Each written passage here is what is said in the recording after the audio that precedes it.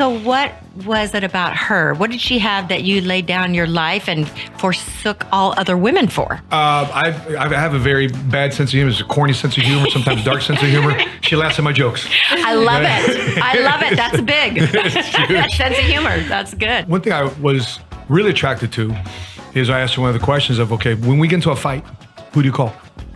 Who do you lean on? Whose shoulder do you cry on? What was it about Matt? What made you feel like, I can trust this guy? He's a good man. I wanted loyalty. I wanted a man of faith. I wanted someone who knew where they were going to go in life. Someone I didn't have to worry about, that I felt safe with. My hat's off to you, Matt, that you were, as a man, a masculine man, a strong man, a veteran. I mean, you were willing to make yourself that vulnerable. And, because he didn't know what he was going to get. When you are vulnerable, you unzip yourself and you say, this is me. Do you like it or not? You don't know, right? You don't know the outcome. But it worked perfectly because you loved how honest he was. And again, it made her feel safe. And that's huge for women. Huge. Very. Hey, everybody. I am so excited about today because I am having actually my first guest on my podcast. Not counting my husband. My husband was my first guest, but this is my second guest. But so we're doing something a little bit different today, and I want to introduce to you Matt Sapaula and his wife Sheena. I was on his podcast earlier, and now he gets to be in the hot seat, and I get to ask the questions. So I'm super excited about that. So let me just tell you a little bit about Matt. He's known as the money smart guy. He is a Marine Corps combat veteran and respected business leader with over 24 years of experience in the insurance industry. Matt and his wife, Sheena, became the first cash flow millionaires in the history of PHP Agency, a company founded by Patrick Bet-David. In addition to his business accomplishments, Matt is a charismatic host, very charismatic, best-selling author of Faith Made Millionaire. Nice. This book, I'm in the process of reading it now. Let me see, where am I? And he's got a new book coming out called Gotcha, Your Money Smart GPS to Navigating the 5 Pitfalls of Financial Freedom. He has conducted captivating interviews with notable leaders such as Rabbi Daniel Lapin, General James N. Mattis, Tim Tebow, also a featured contributor, get this, on major networks such as Fox, NBC, ABC, and WGN Morning News. Is there anything you haven't done? Oh my gosh, I feel so honored to be able to interview you today. The honor is ours. We had a blast in our podcast. We had such a great conversation. Okay, so let's start with, tell me your story. Okay, so where did you come from? How did you make it to this place? Sure, our family immigrated from the Philippines. Okay. So I'm first generation born Filipino in Chicago, which makes my mother a nurse. Of course. And so our first home was on the west side of Chicago. I remember my father walking my mother to the bus stops because there's not so good neighborhood in the west side of Chicago, so she can go to work. Yeah. But she became a city nurse, worked for the city of Chicago. It used to be called Cook County Hospital. If you ever watched the movie The Fugitive. Yes. Yeah. I think that's familiar. Yes, I love that movie. So she was a city nurse for 40 some years. And ironically, that's also where I met my wife. Because I was doing a financial workshop for Nurses Week. Okay. And my wife was there selling hospital beds for Stryker Medical. Okay. And so, of course, we crossed paths at that point, and next, she becomes my wife. Yeah. But before all that, I was married, divorced, thankfully remarried to my now wife. But I was a single dad. I was 3 kids. I stumbled across the insurance business completely by mistake. I can barely spell the word entrepreneur. I thought a 401k was a long race. I just so many things I didn't know about money. Yeah. But God has a funny way of putting divine appointments your way and has you see things you never saw before and doing things you've never done before. And so we got married in 2012. We got together in 2012. Got married in 2015. Okay. But we've been working together as a power couple in business. We have our different roles. But it's been a unique journey because I've been up, I've been down, up and down. But as credit to my book, Faith Made Millionaire, it's not me, it's not we, it's not even the team. It's been our faith that got us here. Oh my gosh, that is awesome. Okay, so let me ask you this. So what was it about Sheena when you first laid eyes on her? What was the attraction? What was it about her? Was her profile. Side profile. Her profile. What about her profile? I don't know. It's just look. And very angelic. I'm like, she is bad. That is a baddie. So curly hair, the whole thing. She had to go down. Okay, so what was it about her? What did she have that you laid down your life and forsook all other women for? I have a very bad sense of humor. It's a corny sense of humor, sometimes dark sense of humor. She laughs at my jokes. I love it. I love it. That's big. That sense of humor. That's good. Yeah. And I've never felt that she'd be a woman to skip out on me, because I dealt with that in my previous relationships. Okay. I can always trust her. Yeah. I don't have to worry about checking her phone. She doesn't have to worry about checking mine. I just wanted that. I wanted stability in that area of my life, because for my first selections of women I would have in my life, it was horrible. It was bad. Yeah. Because there's no, there's no spiritual element. There's no character behind it. It just didn't. It wasn't lasting. Yeah. It was just a bad selection. When I ran across Sheena, it's a woman. Wow. And one thing I was really attracted to is I asked her one of the questions of, okay, when we get into a fight, who do you call? Who do you lean on? Whose shoulder do you cry on? Good question. Not one guy was mentioned outside of her father. Wow. And so her mother. And then when she talked to these folks, what do you guys talk about? Are they defending you? Are they trying to throw me under the bus? No, hey, you decided to be in this relationship. You look like a good guy. What now? What changed? Wow. Wow. So that was a unique thing. So who do you call when we have the worst? Because I know those moments will come a lot. Right. So Sheena, what was it about Matt? What made you feel like, I can trust this guy? He's a good man. Yeah. What did you see? I think for any woman, you've had a lot of situations where you dated and you kind of realize what you don't want. Right. Yeah. So that was me at that point in my life. And I was a single mom. I was raising my son, who was a year and a half.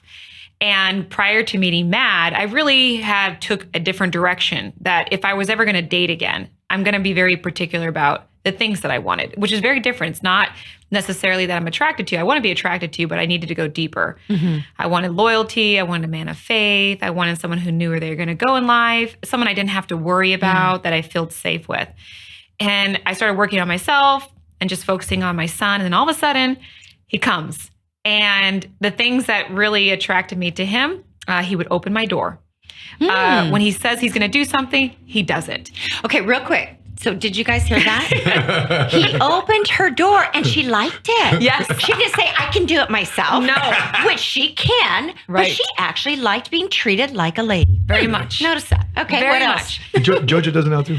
And that's another. I needed a certain person around my son that I wanted my son to emulate. Wow, so that's big. It was. I saw how he treated his mom. I saw how respectful he was of his parents. I saw how he was as a father, because he had 3 older children. And that character trait was what made me say yes. The one thing that I loved the most, he knew where he was going. That's huge too. The confidence. Yes. He might not have been where he wanted to be when I met him. Right. But he had such confidence that he was going to make sure that I was his girlfriend. Yeah. And I was like, I like the confidence. I don't want to admit it to you. Yes. But he was very clear on where he was going. And another quality that I really like, he was just not available to all women. And it was a point in his life he was at, I just don't like a man who just makes himself available. Yeah. In what way? What do you mean? Give me an example. He's always needing the attention of women. Okay, They're always they have to date a woman or be with a woman or need affirmations from women like, oh, you're attractive or you're this awesome person. Because if that's how you are, then that's what you're always going to be looking for. Right. So his validation was with God. I said, awesome. Yeah. Okay, cool. You are my kind of guy. So. Okay, so I want to show you a clip of something that I saw before I met Matt, because I kind of had to do my homework, because I thought, I'm going to be on his show, he's going to be on mine. I don't know anything about him. I just knew he was a friend of my son's. So I was going through his social media, and this stuck out at me so strong. I'm like, I love that. You know how many of you have heard my stuff and listened to me and been in my classes. You know, I talk a lot about men, how their biggest mistake they make with women is they don't listen. And a lot of times women feel like they are unheard or unseen or invisible. Their feelings don't matter. And yes, women are more emotional than men. Men are more logical. So a lot of times for men, women's feelings seem illogical and irrational and dumb. And they make women feel that way sometimes. And that's not a good place for a girl. So I saw this clip and I want to show it to you. Wow. Conflict and arguments are healthy. We're both voicing our opinion. And for example, we got into an argument yesterday. She says, babe, you kind of snapped at me. I didn't snap at you. No, you snapped at me. Okay, forget how I'm feeling. You felt like I snapped at you? She says, yeah, well, babe, I don't think I did, but listen, if you thought I snapped at you, I apologize. I'm sorry. 4 or 5 years ago, I had to prove myself right. I'm not wrong. I'm right. Versus, you know what? If she felt, regardless if I felt a certain way, if she felt it, and that's important, regardless of how I feel. There's things that she's probably growing up with, I'll probably never know about, which makes her the person that she is today. And I have to honor and respect that. Okay, that right there, that I have to compliment you. Every single woman just fell in love with you. I'm sorry, but me too. Because, you know, what he said is, oh, I don't think I did that. But hey, if you felt that, because she did, he owned it. He just owned up to it and said, even though he didn't feel like he did anything wrong, it's like, man, I'm sorry. That is being so sensitive to a woman, because a lot of men, and this is what I hear women say, men will dismiss women. They will say their feelings are dumb or they shouldn't feel that way and just brush it off, which makes a woman feel unheard, unseen, and unsafe. And when a woman feels safe with a man, which you did, there were lots of things he did. Yes. And I want to talk about one more thing that you shared with me earlier, but that's huge for a woman when she feels like protected and safe. And I know, I want to talk about you being a protector provider, because I know that's big for you because you're a former Marine. Yes. Protector. Devil dogs, yes. And you're a good businessman, provider. Okay.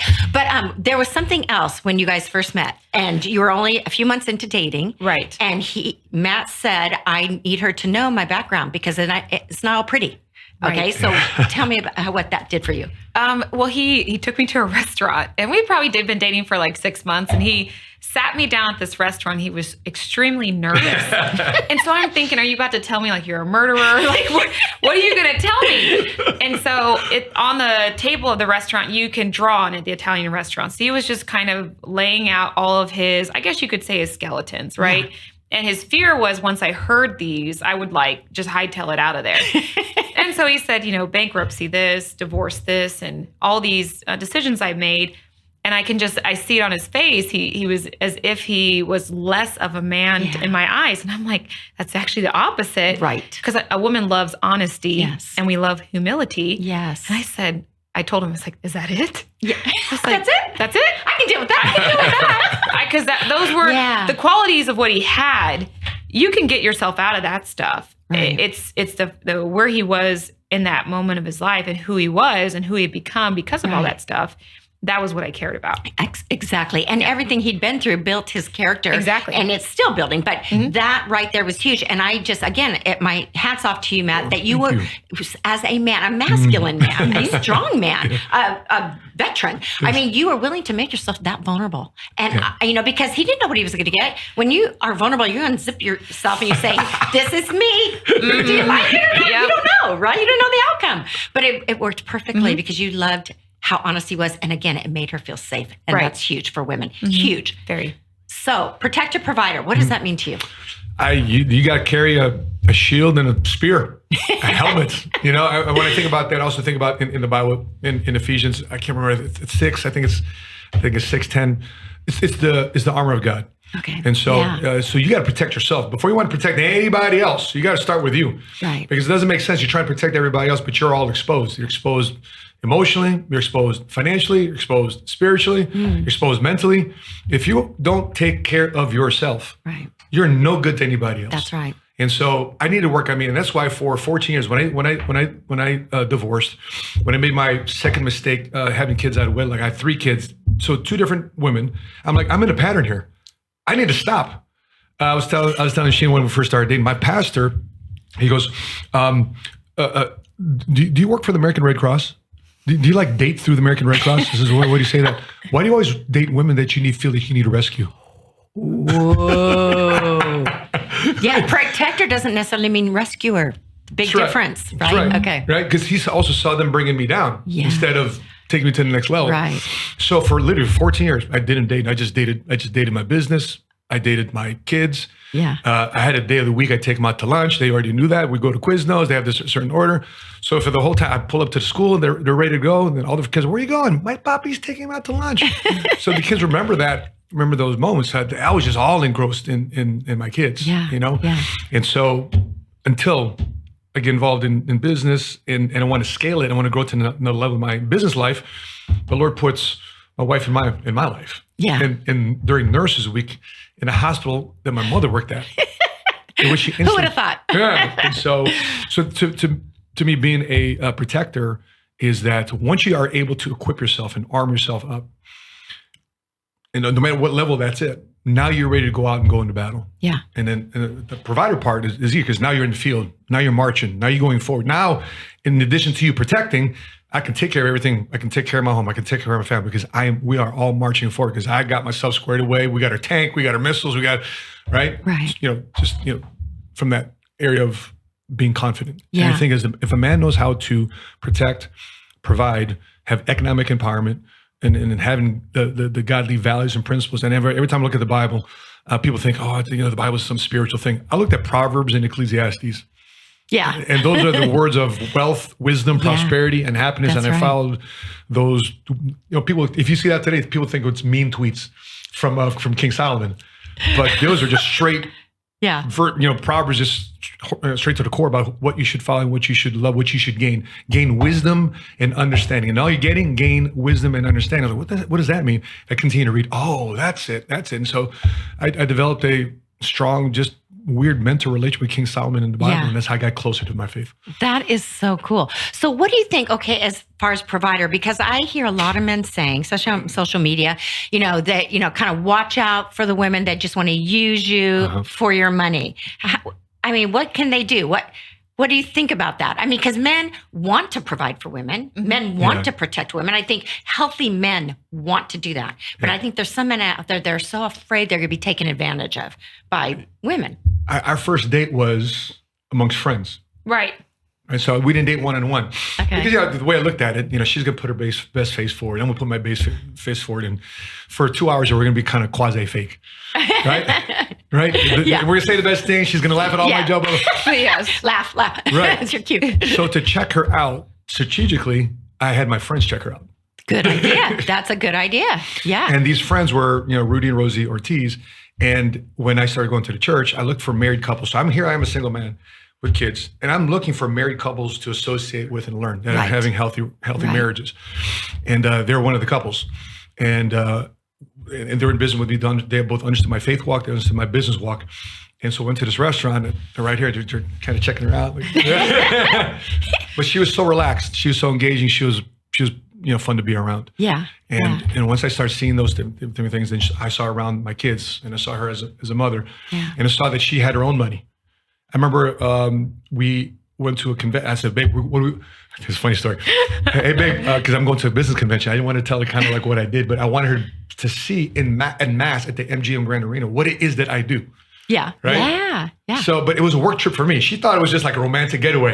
Yes, I did. I was totally fooled by this one. Right? Yes. And so I said, we're going to Vegas. These are the days. Great. And you didn't tell her you were working? No. I didn't tell her I was working. Okay. No. Okay. And so, she'd give me a surprise that I wasn't even expecting. She goes, great, I already booked my ticket. Here it is. You're not waiting for me to book your ticket? Oh, interesting. So you booked your own ticket? I did. I booked my own ticket. Yeah. Yes. Okay. So she wasn't looking lean. She was looking to lead. Interesting. Cool. Like we can rock together. And then here's another area, because I was still kind of on an upswing in my business. We were talking about one of my downs, my downs in business. This is one of my downs. So I'm on an upswing. And so great. Where am I staying? I was saying you're staying in the suite. Oh, sweet. Cool. All right. Suite with 11 people. It's so true. Oh my gosh. We're so broke. Oh yeah. We're so broke. And then, so women in this suite. Right. Guys in this suite. We're all splitting it. Because we're all broke. Yeah. Right? But we're all rising up together. Yes. And she goes, well, which one's my bed? You're since you're one of the last people to get you kind of got this corner. Not even a bed. Oh my gosh. So at that moment, she could have just, I'm out of here. Yeah. But she stayed. She stuck around. She saw what's going on in the conference. And I saw, look, I love what you guys do. I love the spirit of what you guys do, helping people, financial literacy, and all these different things, because I worried about these things myself. Yeah. So she wasn't this uppity, right? And I think my mindset was this. I was, of course, surprised. But I saw so many qualities in him that I was looking for someone to build a life with. Yeah. It didn't mean the life was there yet. Right. I just knew he had all of these qualities, and I can pull my own weight. Yeah. When I say with, I mean together. Yeah. So I wasn't expecting him to build our life. I was expecting us to build a life. Yeah. So that's, Wow. I already saw he was a treasure. He was a treasure. Yeah. Good catch. Both Yes. of you are a great catch. Yes. Okay. And you guys have been married 8 years? 8 years. 8 years. Okay. How is it? Because it's hers, mine, and ours, right? Yes. How's the blended family thing going? I would say it's definitely a book. Yeah. I wouldn't say it's always perfect at all by any means. I think the first 4 years was the roughest. Yeah, the first 4 years I would say was the roughest, just trying to understand, my role because the kids were older. So I'm not trying to replace your mom. Yeah. You guys have a mom. My name is Sheena. I'm the wife of your dad. So it was me trying to figure out that role. And I think he was also trying to figure out my role. And in addition to having to raise kids during a very interesting time that he was going through with the mothers. So it caused a lot of arguments because it was just like not knowing our place and role. And I would just be that person that would say, well, I know how it is to be a teenage girl. Let me just tell you what I see. Like, maybe watch out for this or maybe look out for that. Maybe watch out for this. My daughters won't be doing that. My girls don't do that. Well, you know nothing about my girls. Yes. But I was one. Yeah, exactly. Oh, it was so fun. I remember at the time Snapchat was really big. Uh-huh. And I was a teenage girl. So I was like, babe, watch. I'm going to make a Snapchat and I'm going to call myself, I told them this later when they were older.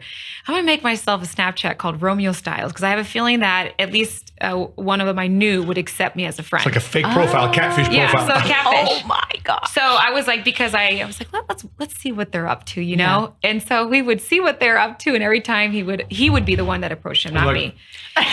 And so he would approach him and they would be like so flabbergasted, like, how does he know everything? And so he would always reply to them, I have eyes everywhere. Oh, yeah.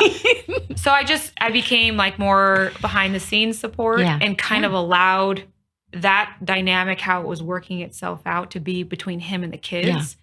Because I think adding me to that element, it would be kind of selfish if I had too much of me in there. Right. So I kind of just stayed here until that kind of smoothed itself out. Yeah. Yeah. There was like initial jealousy that I sensed from my wife that I'd be a certain way with my daughters. It's my girls. Yeah. And she goes, well, you don't treat me that way. But it's a different, he had so much love. grace with them. And then I was like, can I get that grace? No, you're my wife. I can't make that. You serve a different role in my life. Yes. I was like, can I have that? I mean, your level Take your of clothes patience. off, get back in the room. So if you were to say that, that's probably what caused most of that disagreement. Ignorance on my end, Well, I think we were both learning. Yeah, absolutely. It was new for both of you. I think in marriage, you just get to a point where you get exhausted with arguing. Yeah. And you just like, it is what it is. Let's just work it out. There's some things you just have to accept. Yes. And you have to let it go. Yes, exactly. Okay, so when I do my seminars, I talk to women a lot. I do one for men, but I do one for women, and I bring a panel of men in at the end. And I like to ask these questions to men, so I'm going to ask you some of these questions. Here we go. And she can just sit and Hot listen. This is going to be fun. It is so fun because I think women sometimes have the wrong idea of how men are. And so I feel like, you don't have any reason to lie to me. Right. You can just be who you are and say your truth. So first of all, what is great about being a man? What is great about being a man? Mm-hmm. I'll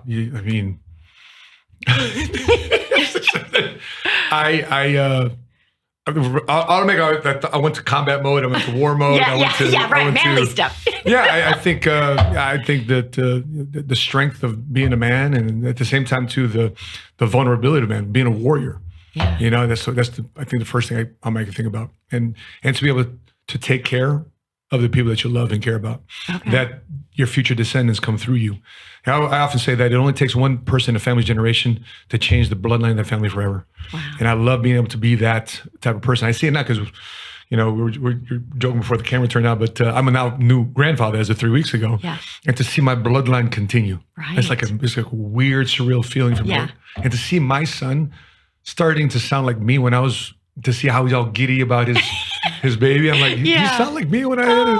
So cool. He's going to be such a good dad. Yeah. So I think that's cool. You ever see the movie Apocalypto? It's a weird, it was spoken in Mayan by Mel Gibson.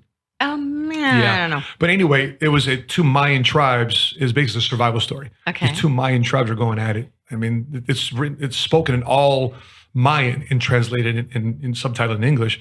But there's a scene in there where they're trying to kill this guy, and says, "You can't get me. I hunted this jungle. My grandfather hunted the jungle. My son will hunt this jungle. right? And he was speaking. I was like, "He's speaking a dream. Yeah. He's speaking a legacy." I think this is the coolest thing about being a man. Oh, that's awesome. Okay, so what do you think when you are around an upset woman? How does that make you? Oh, it's like, what do I do? feel? Okay, what skills do I? Where's that manual? Where's that manual that's this big? And which chapter do I? Right, so that's how I'm feeling, and so I've just learned how to ask. Okay, so what's on your mind? Do you want me to provide solutions, or are you just looking to have me hear you out? To be upset on principle. You just want me to listen, you just be upset. Where am I at on this? Because I'll listen to you, but I'll be on my phone.